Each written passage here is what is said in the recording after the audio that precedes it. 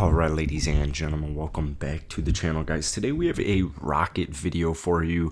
The Rockets worked out Gerald Green and Monte Ellis in the last couple of days, and Houston Rocket Twitter is absolutely loving it. Now, if you don't think about it that hard, it's kind of like, why on earth would they want to work out Gerald Green?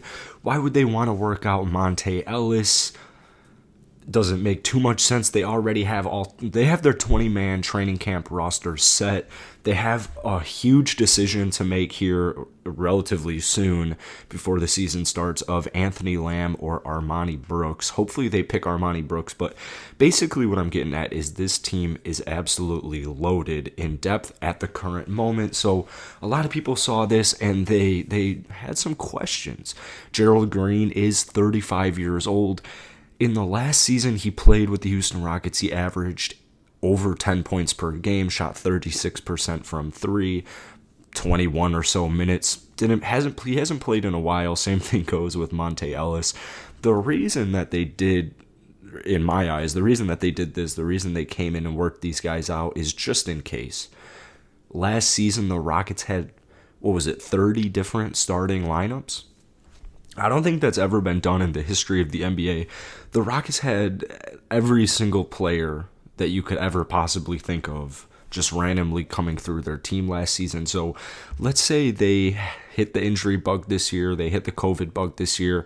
Now they have a couple of reliable guys, Gerald Green, Monte Ellis, as long as they impressed in their workouts that, like, all right, Rafael Stone can sit back and he can kind of relax as far as, like, all right, now we have a backup plan. No one was really anticipating COVID hitting as hard as it did last season, injuries hitting as hard as it did last season. There were just a whole bunch of different outside factors.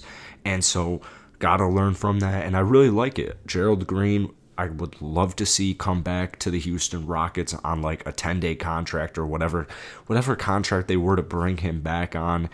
If all these things were to happen and the Rockets are running a little thin on their roster. So personally, I'd rather have Gerald Green. I love the mentor ability, the mentorship side too, but like I said, man, the Rockets already have their 20-man training camp roster set. So outside of that, pretty thin at the small forward position. I wouldn't even really be that opposed to bringing Gerald Green in to just kind of have him be there. I know 35 years old is quite old, and I wouldn't really even be looking at Gerald that much to help contribute as far as statistically go.